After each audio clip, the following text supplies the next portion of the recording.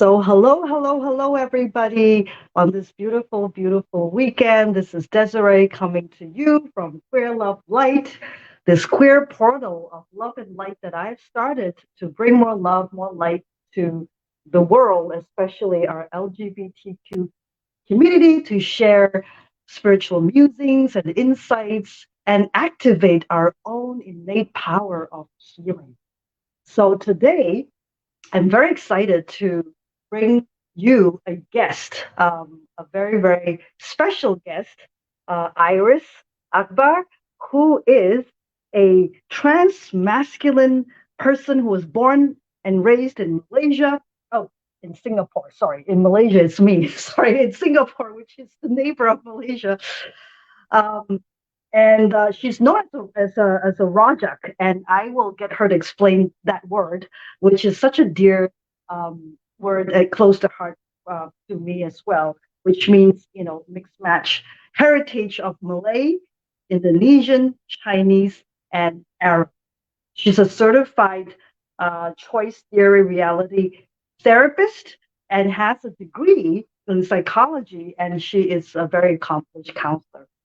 So today I'd like to bring Iris on because I'd love to ask her about her journey in reclaiming her spirituality as a queer Muslim. So as we know a lot of LGBTQ folks may feel disconnected in one way or another from our spirituality or the spiritual tradition or religion that we were raised in because of different issues of perhaps of acceptance or discrimination or othering. So it is a theme that's very, very dear uh, to me because I feel that spirituality and religion can help us realign ourselves with our true selves to live to our higher potential. So I love to invite all of us to learn from Iris's journey and on how she reclaimed her spirituality that empowered her on her journey as a queer Muslim. So, without further ado, let us welcome Iris. Hello, Iris. I apologize if I introduced you as a Malaysian. So, That's fine. People uh, here in Canada thinks that I'm Filipino, which is also fine. so this is the true diversity, right? And there's always that joke, of Malaysians and Singaporeans calling each other um, brothers and sisters. Uh, Yeah. Yeah, yes, and that's not wrong because my grandmother is from Malaysia and born and raised in Malaysia and migrated to Singapore because of during that federation before the Singapore independence. So yeah, I'm fine with it. hey. I have to say, Iris, I was so thrilled to read about you on CBC, and I right away wanted to reach out to you to connect with you and learn more about your journey because on my journey as a queer, I have not met too many Malaysians or Singaporeans from our region um, on this journey. Really, very few and far between, if you will. I've been, um, out and queer for, decades now, but on my journey, I have really met very, very few, other than the ones, of course, back home. Now we're in Canada, so I've not really met too many. So again, I really want to thank the universe for connecting us together. And today, I'd love to really have the world, whoever is watching this, to learn about your journey. So, so tell us, how did you, first of all, let's start from the beginning. Let's start from the beginning. Like, how did you come to terms, discover who you are, and in the context of your spiritual tradition or your religion as Muslim, how did that shape you and informed your journey? Mm. So when people ask me to share about my journey, the first part of my life, I can remember clearly, compromises more of my gender identity. Um, so as much as when I was young and I have developed consciousness, my identity as feeling being born in the wrong body was something that I recognized first or was confused first. Um i i mean, like, the world tell me and my family tell me that I'm a girl, born a girl, right? But being very small when you are like 4, 5, 6 years old, the thing I can feel is that I feel like a boy and I want to be a boy. And religious identities or the racial identity actually comes secondary for me, you know. So sex and gender was the first part where I realized first. And then of course the next things I know is who I am in regards to race and ethnicity. um, I'm born in a Malay household, but my family used to tell me that, like, oh, you have a descendant of Chinese, Arab family. um, my grandfather is from Indonesia, so that's where the term called rojak comes in, right? So it's a mismatch of everything. So there's another area of confusion for me because I am not monoracial. I'm multiracial in that sense. So when people ask me, like, you look like Chinese but you speak Malay, who are you and what are you?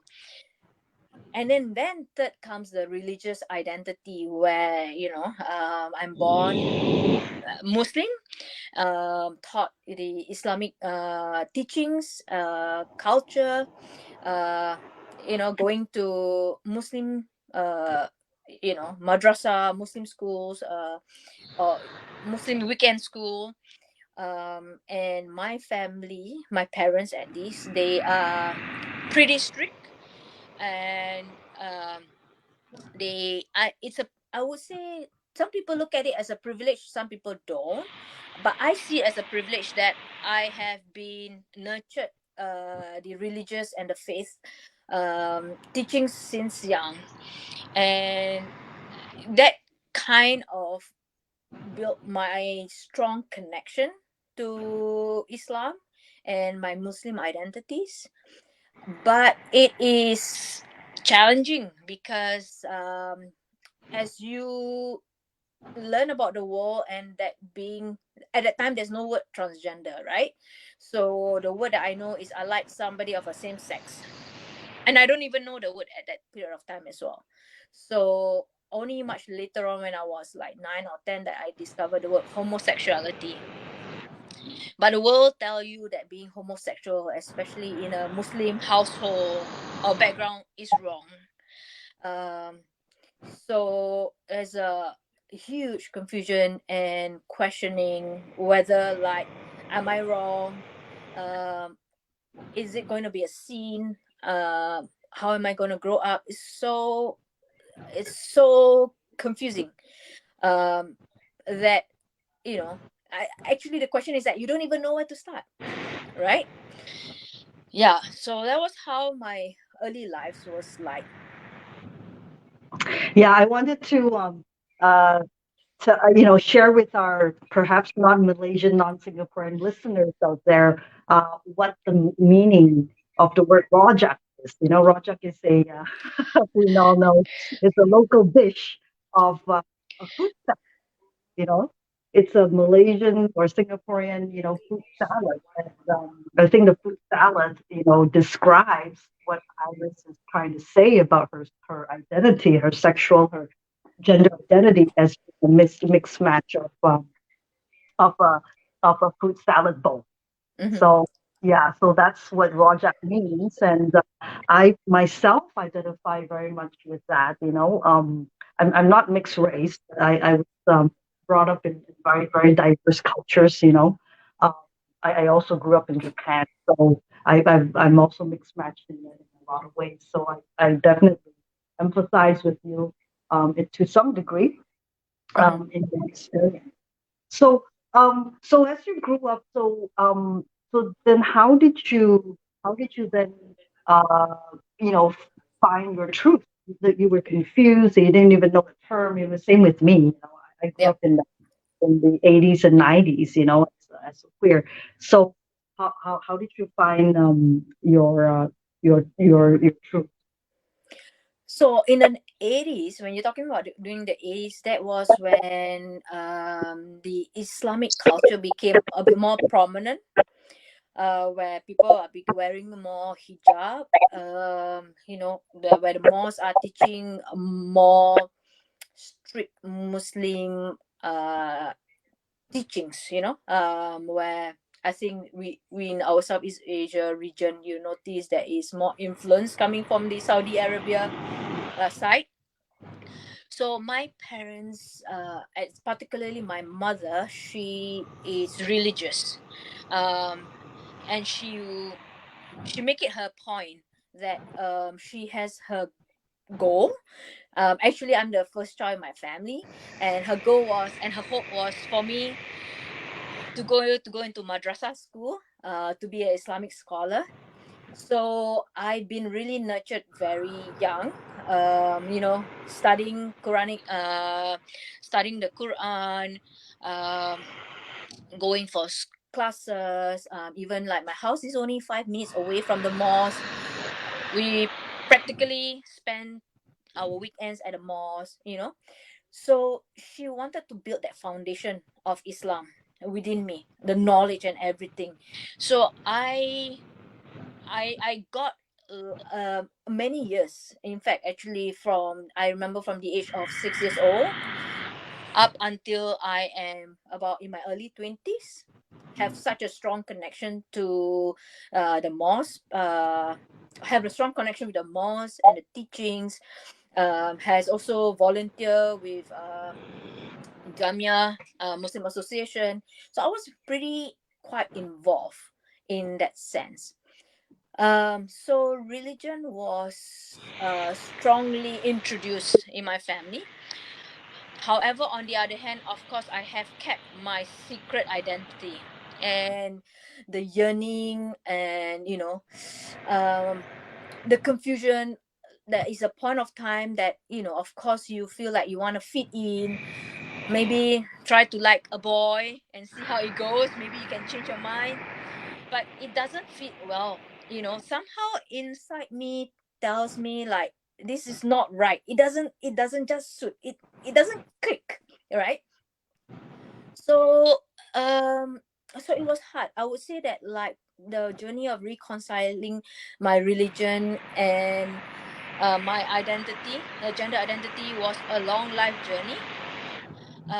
There was a lot of battles.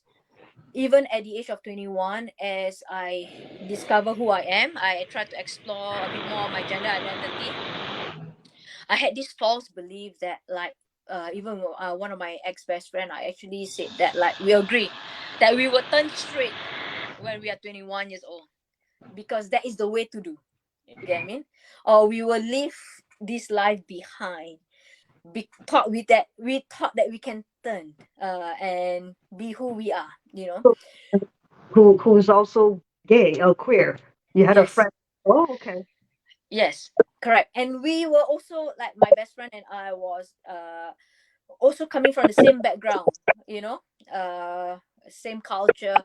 So we also have the same knowledge in that sense, right?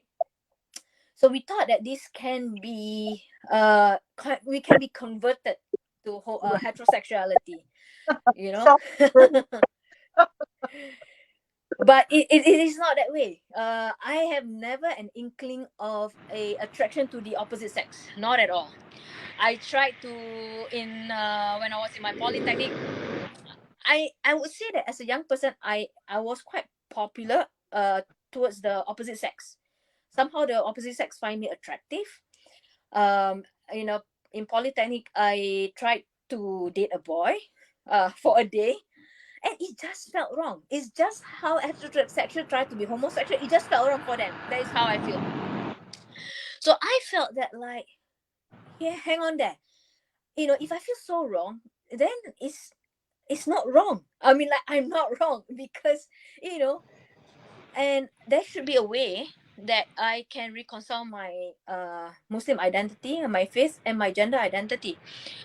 But there was no space in Singapore or in the religious space for us to explore that.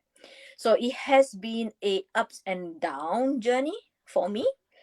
um I was finding a lot of space trying to explore my gender identity and trying to leave behind my religious identity, because I already feel that I was quite equipped.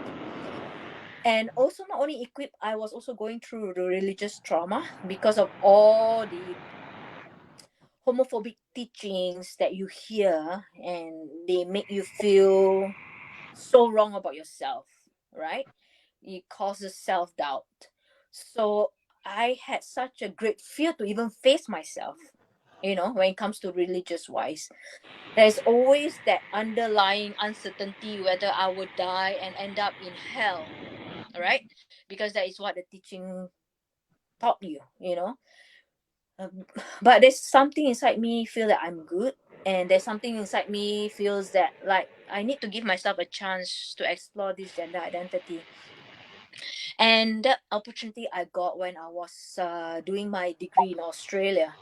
um, I was there and I spent my 3 years there living as a queer person, openly, and I felt good about myself that period of time. And if my family were to hear this, they also feels that I may have left Islam for a while. I don't think I left Islam, but I kind of put it at the back, while I focus on who I am. I was still very much a Muslim, but I felt very comfortable, you know, of who I am. So I find that it's so important for me to find a space that I could be a good Muslim and a good queer person as well. But the challenge comes in when I came back to Singapore, and again we face all this backlash from family, from society, and there is no religious space that I could reach out to where I can find a good balance in this. And sadly, in fact, actually, I have a lot of connection among the queer community in Singapore, and some Muslim queer friends, and a few of them, they had to make a choice whether to be a queer person or whether to be a Muslim person, right? Because most people believe that they can't be together. So I have friends who left Islam. I have friends who be queer but don't practice Islam. I have friends who are queer and have such a huge religious trauma towards Islam. They rather not talk about it or not rather face it, right? But I have friends who are both, who are in my position, but they don't dare to go work in activism and advocate for this, and they rather you know be in the closet because it's safe for them. And they worried that they will be harmed by their families and community, which are valid worries. And and therefore, not many people can see that a queer Muslim who's open, and who can reconcile this. um my Yeah. later Yeah. Mhm. Yeah, it's just it's so much more difficult when you're living in that Mm-hmm. society that imposes their values on you, and you don't, as you said, you don't have the space to explore or be yourself, right? Yep. It's easier for yourself and myself who have left that society, that country, to be able to be in a safe place, Yep. right? To at least find a safe place to live that and explore that. Yep. So, what would you say is your was your turning point? When you were in Australia, what was your turning point to reconcile your queerness and your Muslim um, identity? It was three turning point. One turning point was I'm a big reader. I like to read a lot. So, with the internet, you read news beyond Singapore, and mostly about the world, right? So one turning point was that, with the internet and having a handphone with internet, I began to read articles about queer Islamic scholars from America and Canada. So some of the writings from Scott Kugel, I found out about him. I found out about our queer gay Imam Dai online. It was a huge thing. That was a gay imam in America. I read about Junaid Janghangsir, which is one of my good friend now. He wrote a lot. He's a professor in McEwan. He wrote a lot of queer topic in Islam. He's got a lot of articles on that. So I read a lot about that, and it just blew my mind. Like, these are people who are practicing queer Muslims, and they are spiritual, they are loyal as well, so they were inspiring. That is one point. And I begin to see that, like, hey, this can happen. This can happen to me. At that period of time as well, I was actually pursuing a diploma in Islamic studies, um, with actually Malaysian university that was has an institution in Singapore. um yeah, and that inspired me to learn more about Islam, uh, going for classes, to equip myself more of in the Islamic knowledge, so that I know where I am within the religion.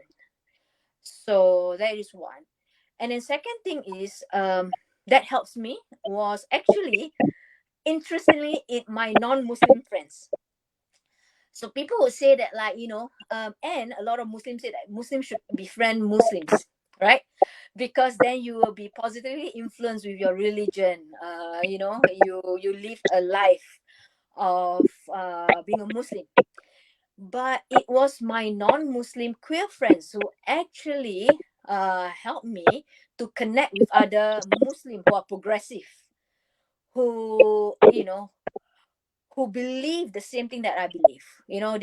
They are who are allies, who feel that, like, hey, you can reconcile your Islam and your gender identity, and that you are okay. So they help me create a network, and through that network, I actually form a uh, queer Muslim woman group called Mufarida in Singapore. That was one part of period of time, and that was the third part of my life, where in my middle 30s I came out to my family, and I received, of course, a bad backlash from my family, and I was rejected, and I was feeling pretty suicidal, because I felt like I was in the bottom pit of my world, to know that I was losing my family. So my partner, mother, who is my mother-in-law now, actually told me that, when I consulted her and I expressed my problems, and then she told me this, like, Iris, if you feel this way, I'm pretty sure there are other Muslim queer feels this way too, and they don't have a space, for them to tell their problems, or to look for other Muslim to support that. Have you ever considered building that space for other Muslim, and for yourself to connect with the same people, who are at loss and who are looking for connection? And that was how Mufarida was founded, through my non-Muslim friends who connect me with other queer Muslims, and we developed close relationship, a close group among ourselves, who we supported each other through queer conversation, through conversation about Islam, or just having a social gathering, just about anything. So that really helps as well. Mm-hmm. Uh, yeah. Yeah, I'm so happy for you. I mean, if you've of course come out the other side, strong and bold and wiser. Mm-hmm. Um, I'm just curious.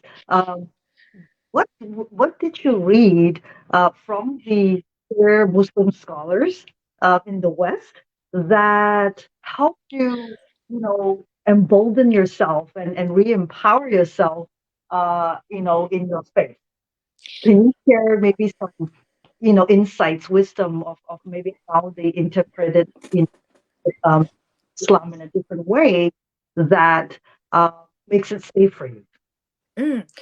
Um, it's very hard for me to point out for Junaid Jahangsir any particular article that he wrote. I read a few of his article, and he was debating about a space for queers in Islam, and he was also debating about like how being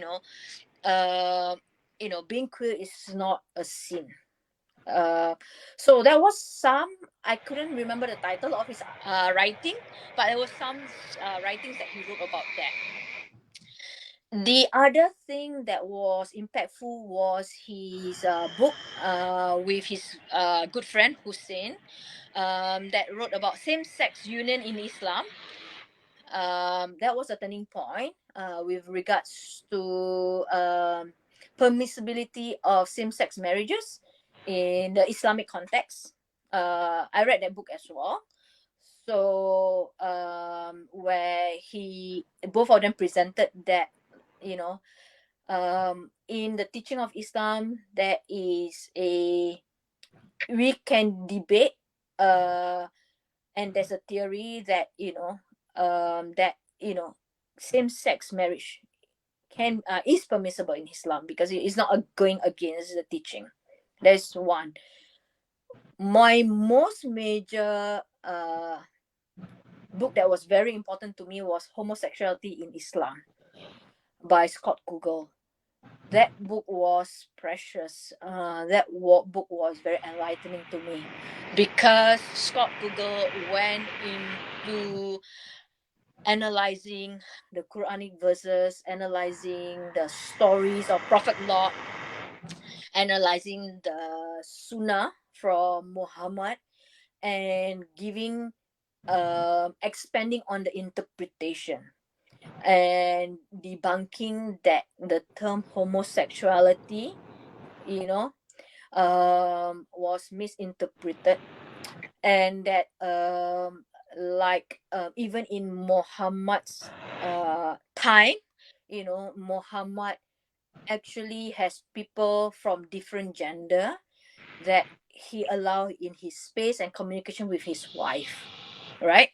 So Scott did a very important scholarly work in that book, and that kind of opened up my feeling about myself, like, oh wow, like, this is so important for who I am. On the other hand, I was also privileged to be invited to a conference in Southeast Asia. I wouldn't say where is it because that was a secret conference. That was queer affirming, and we had two scholars from Indonesia who talk about queer identity. So one of my friend, he signed me up for this conference. He thought that like I would benefit because at that period of time I was still at reconciling. I wasn't so sure.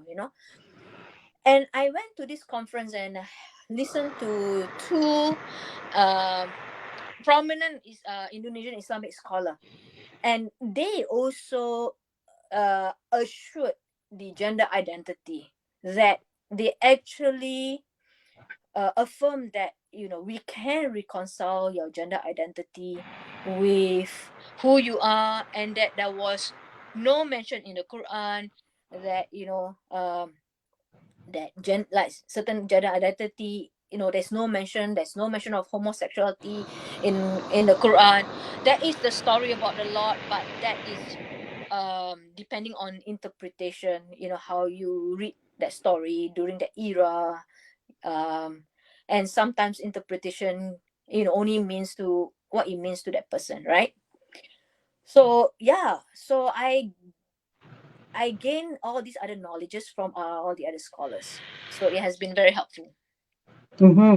Hmm. So, what would you say today?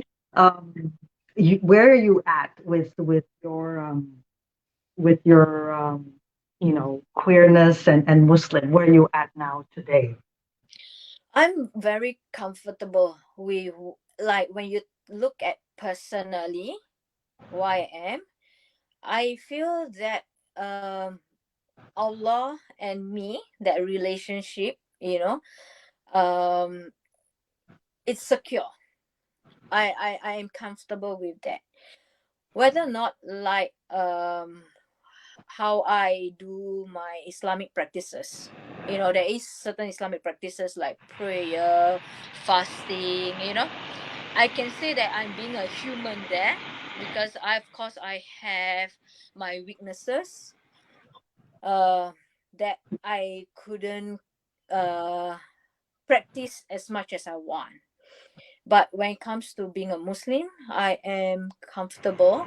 Uh, I wouldn't say I'm proud, because there's many different kind of Muslim out there. There's diversity of Muslim identities, but my religious identity is private.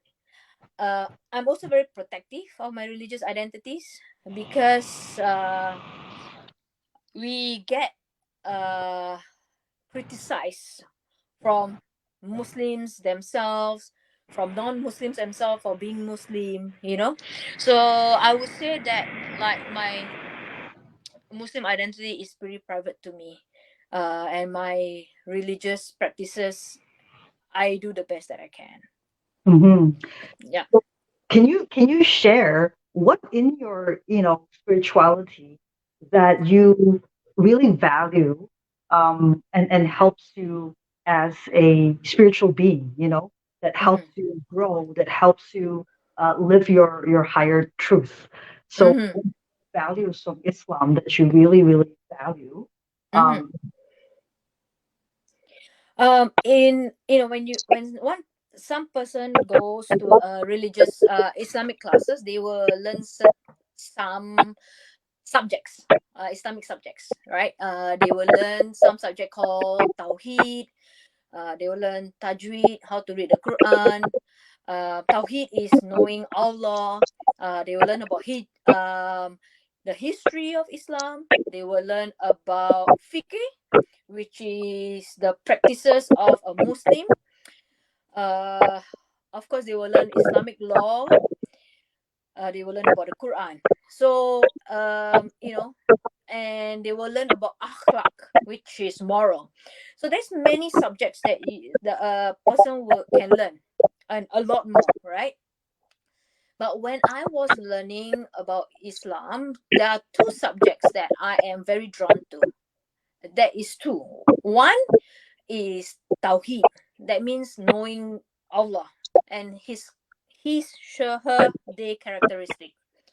So, like, words like Allah is generous, Allah is forgiving, right? So there's 99 characters, and what does all the 99 character means? And I like learning about them, because those characters, I feel that characters guide me, that characters actually help me build my connection with God, and also guide me to build my own character in my own life. You know, not that I strive to be God. No, I don't. But at least I can have, out of 99, maybe I can have five characters that I want innate in me, right? Or I strive to be. So so that was very important to me. As I understand about God, I understand about myself, and I understand about the human me as well. And and then akhlak. uh attitude, morals. I'm also very drawn to that. I love learning about uh your attitude towards people, your morals, how to treat other people good, right? Because I told you before, like one of the things that helped me reconcile with Islam is knowing deep inside me I'm a good person. So if I'm a good person, how can I be sinful?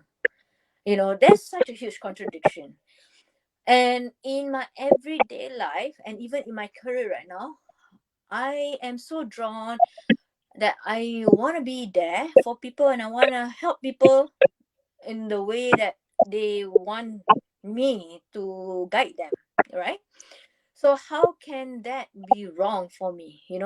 So I always find that, like, maybe my gender identity is one part of me, but there is other parts of me that is more than my gender identity. So yeah. Yeah, absolutely. And mhm. Yeah. Hmm. So, that's so beautiful. And I'm just wondering, what you've learned or relearned or reclaimed from the teachings of Islam that have really helped you accept who you are and be able to come into yourself and be comfortable there. Is there something you'd like to share from the Islamic teachings that really helped you? um I can share a few. One, in Islamic teaching, um I believe a lot of Muslim believe in this, that the truth is really important to us, right? So when you talk about a lot to a lot of Muslims, they l- l- they are prideful in a sense that they believe that Islam is the truth, and they talk about Islam not as a religion but it's a way of life.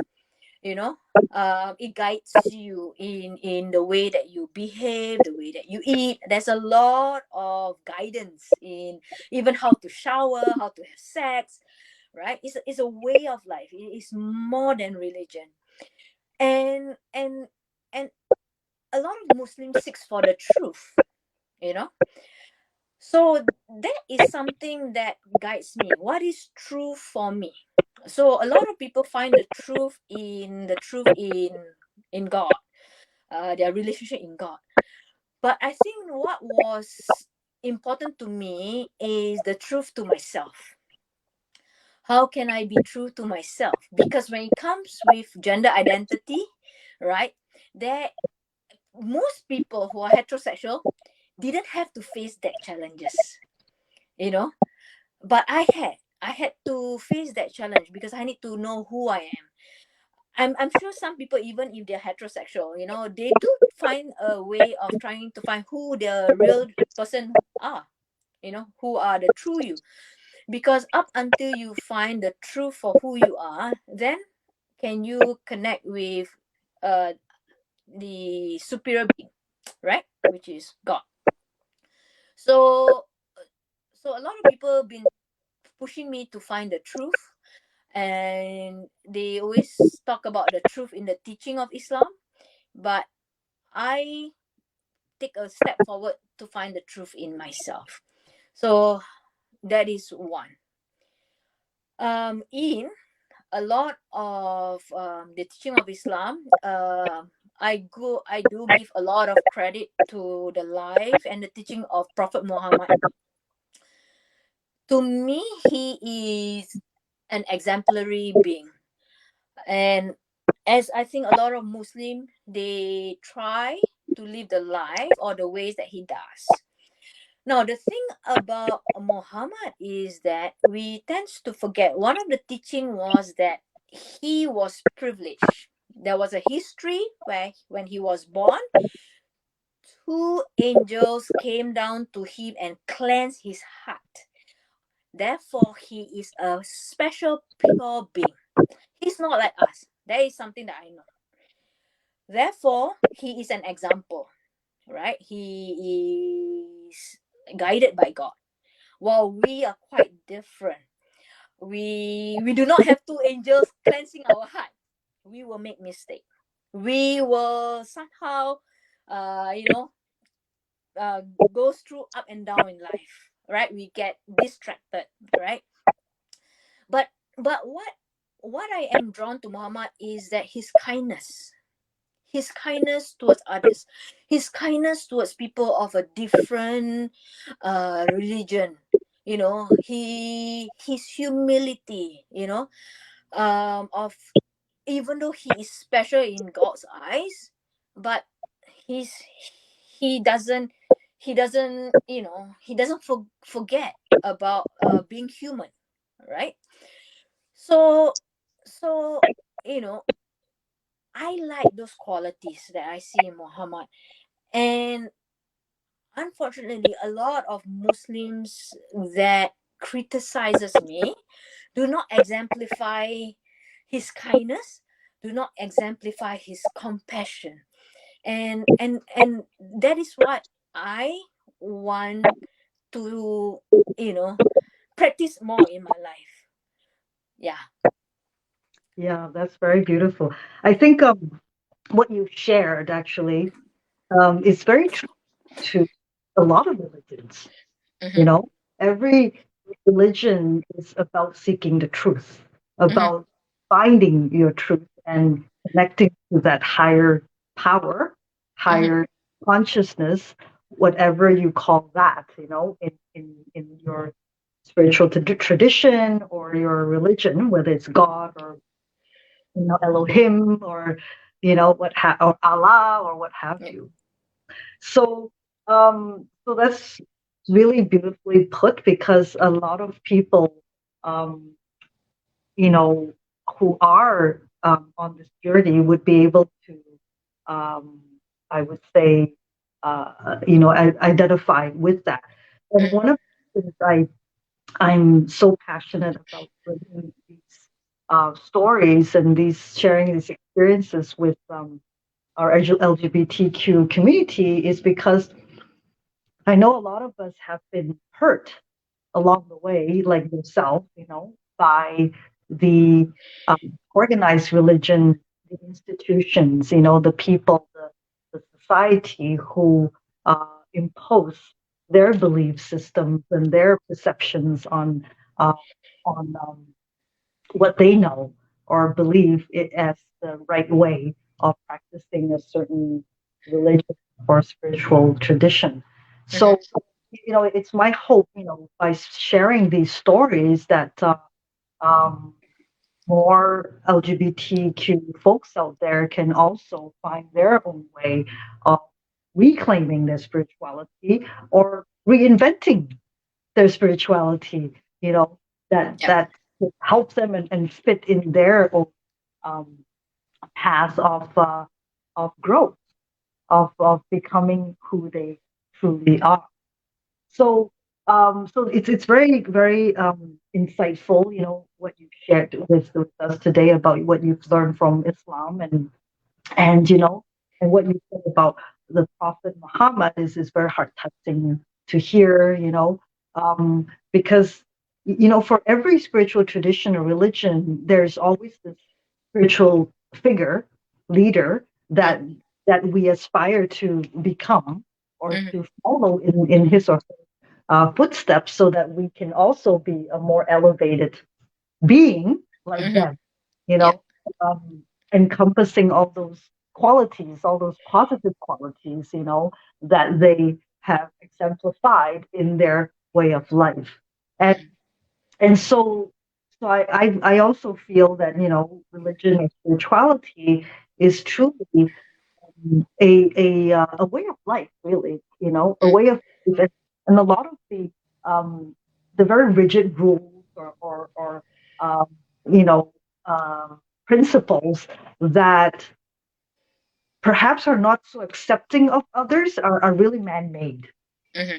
They're not God-made. Yep. you know the perceptions and the prejudices. Yeah. So I think it's everybody will have their own path, you know Mm-hmm. rediscovering and reconnecting with that the essence of the teachings, Mm-hmm. which which are if it's really correct and it's really the truth, Mm-hmm. it's pure. It would be pure. It would not um, othering other people or forcing other people to be a certain way. Mm-hmm. And if they're not conforming to their way, then it's the highway. Yeah. That's not to be the pure essence that they're supposed to be. True spirituality. At least that's how I experience it myself. Mm. So yeah. So like, what would your wise words be for fellow Muslims out there who may still be struggling or trying to reconcile Mm-hmm. their identity with their religion? What would your wise words be for them? Um, One of my I would like uh, for folks to consider is that having spirituality and religion or faith in whatever pathway you choose uh, is important. Our well-being is not about just physical, emotional, psychological, but there is a huge component of spirituality.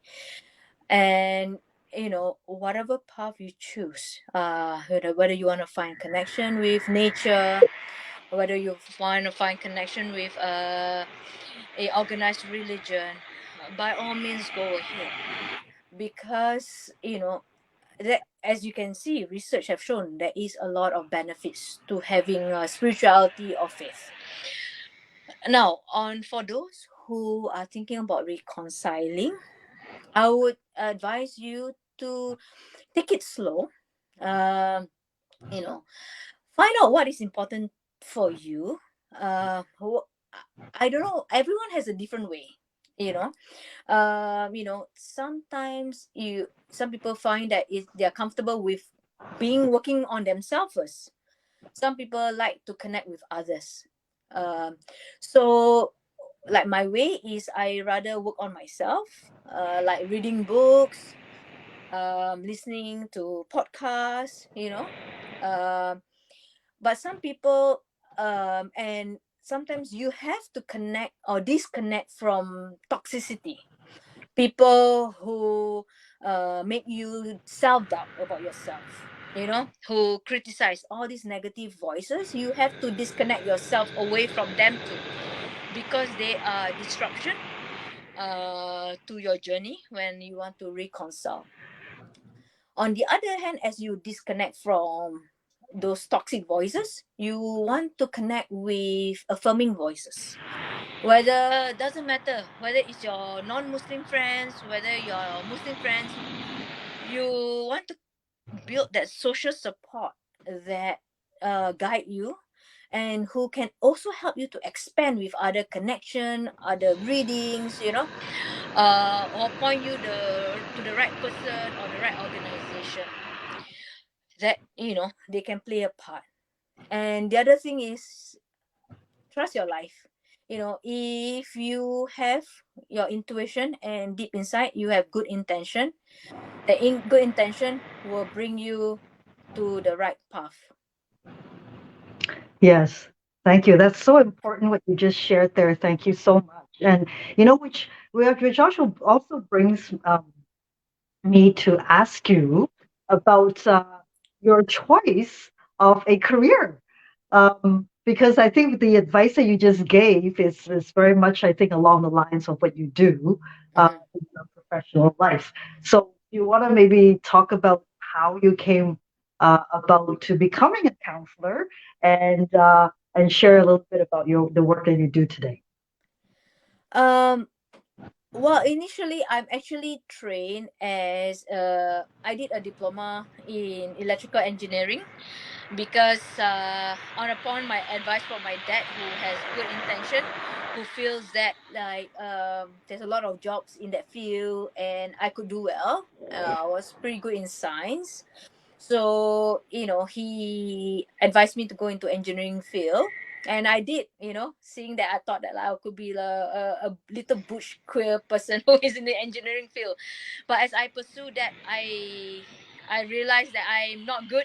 I'm not cut out for engineering. I didn't do well. I actually struggled a lot, and I was quite lost as to what are my career passion, until I realized, um, my mom, on the other hand, has actually nurtured me to do a lot of volunteering and helping people. And I realized that I really like doing helping work. So I explore what are the helping careers out there. And some of the helping careers, I find that I'm good at listening to people's problem and being there for them. So I was exploring to be a counselor or psychologist, and that is where I decided to do my degree in psychology, and then and that falls naturally. Great. Yeah. So what do you do now? What is the work that you're doing now? Um, I'm a counselor for the LGBTQ community center in my city, Saskatoon. So I work for this organization called Out Saskatoon. We cater to the queer community here. We run programs, we run counseling services, we do advocacy work. So generally, a lot of work in that area. Right, right. And Yeah. and how did you end up in Saskatoon of all places in Canada? Well, because I was going to pursue my master degree, and I joined University of Regina in Saskatchewan. So we landed in Canada in Regina, and I completed my master degree. And that is when, after the end of my master degree, then I got a job at Saskatoon, and then we moved to Saskatoon, where I got a job at the community center. Great. And so how do you find the community there in Saskatoon? Any queer community there that I'm sure you are part of that Yeah. because especially because of your line of work. But in Yes. terms of queer Muslim community, have you found one? It has. I mean, talking about community in Saskatchewan alone, um, when it's Malaysian and Singaporeans, a lot of people avoid the prairies, you know, and don't come to Saskatchewan. But I think that this is one of the best move we make. We love being in Saskatchewan. We love the community here. With the queer Muslim community, it's very small. So when we landed in Regina, a lot of Muslim community actually Southeast Asian and the Middle East folks. And because I bring my old trauma from my religion, so not I try to avoid being within the Muslim community, because we know the teachings and the beliefs of what being queer is, and we are very careful about our safety. And while I'm working in Saskatoon, I have been a strong advocate for queer Muslims and try my best to create queer Muslim spaces. But I think that there's still a lot of progress to be made, because a lot of people, they are still very careful about coming out, right? So at the moment, I am doing small advocacy work. If someone wants to connect with another queer Muslim, I give them one-on-one support. We did have a monthly queer Muslim group at my organization, um, but the population is too small. Not many people attended, so we took a break, and I just focus on one-on-one support right now. Hmm. Mm-hmm. Yeah, sounds like there's a lot of work to be done. And I'm wondering, especially because of the pandemic, everything has moved online. Like for example, I lead this I've been leading this meditation group for the Vancouver Lesbian Gay Center, for the past 5 years, and we've moved online because of the pandemic, and in that way, I'm actually be able to connect with more people. Sometimes even across the country. Yeah. So I was wondering, maybe you could also do something in the same way, not limited to Saskatchewan, but more like across Canada. You know, um, a network that you could be part of. Yeah, I've been thinking about that. I mean, I've got like creating network with Salam Canada. I've got like, building friendships there. I've got my own small queer Muslim community here. I mean, I am open to see what works at this moment. But I am one person right now, so there's um not much that I can do. But I am. I guess I'm waiting for the right time and the right idea. I have a lot of ideas in my head, but yeah, we'll see how it goes. Right. Yeah. So there's just, I think you have your work cut out for you, Iris, Yes. because your experience, especially for the queer Muslim folks back home, especially, I think your story would be very, very inspiring for people to hear, and also for offering guidance to those folks at home as Mm-hmm. well. Yep. Yes. Yeah. So so I'd like to ask you, what kind of like spiritual practice do you do, to connect with your spirituality? Can you share maybe one in terms of maybe like the prayer or what have you? Yeah, prayer is definitely one, but I still struggle with praying. But some of my spiritual practices are like reading. If I have time, reading the Quran. Fasting is one. I believe very much in fasting, charity work. That is one, and of course I hope in the future going to Hajj. That is another one, right? So so um my spirituality is my biggest one is definitely reading, whether reading Quran books, whether reading Islamic books, reading, connecting with other queer Muslims, finding out what is the current new articles, yeah. So you don't chant, too No. much. No. Okay. Yeah. Chant for us is called zikir. Well, occasionally I do my doa occasionally, but not the long term zikir. Yeah. Right. And you don't go to the mosque either. No. Mm. Not to the mosque. Right. So you very much practice at home on your Yeah. own. Right. Yes. Right. Yeah. Yeah. Because I was born and raised in a Muslim country, so I know how big prayer is, Yes. in the tradition of Islam. Yeah. So I was just curious. There's also all kinds of ways of practicing your religion, but I was just curious about that. So Yeah. in one um, nutshell or one word, or one sentence, how would you define faith for you? Like, what does faith mean to you? In one sentence, faith to me is a natural river of blood flow in me. Is It's just part of me. So it runs like it runs within me. Is supposed to be me. Yeah.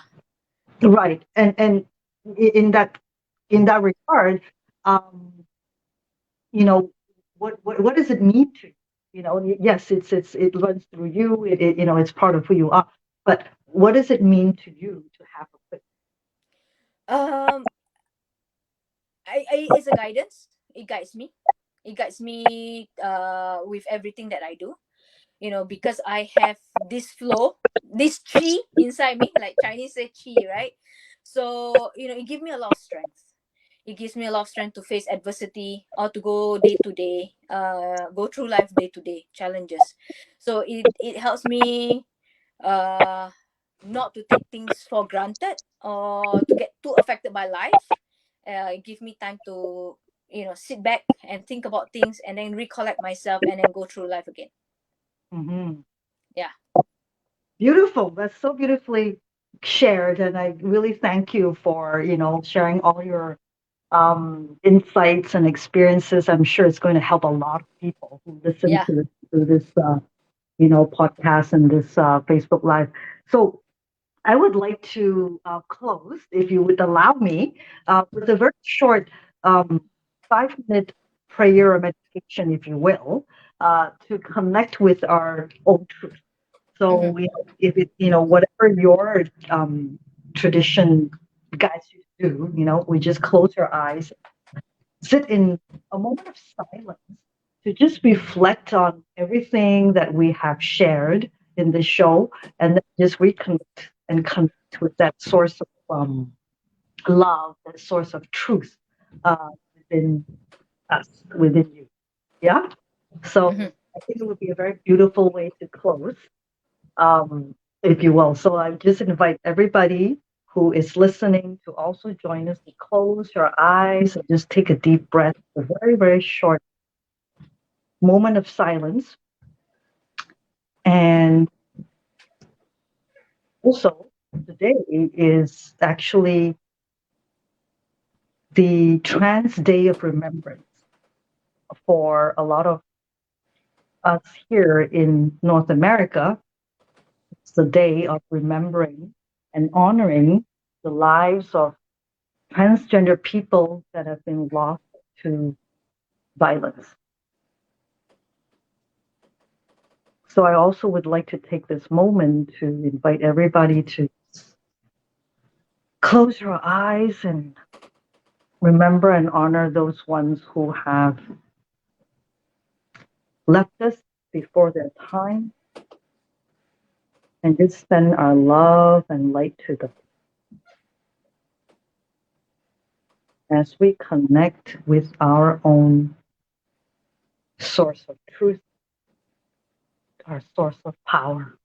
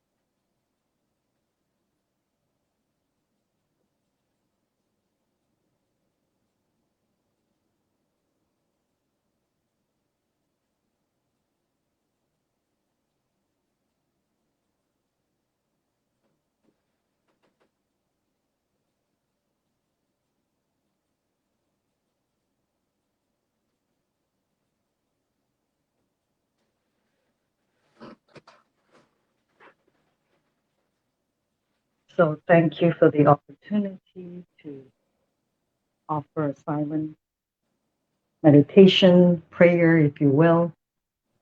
Um, November 20th, on this day, It's actually very special that we're having this talk today on this day.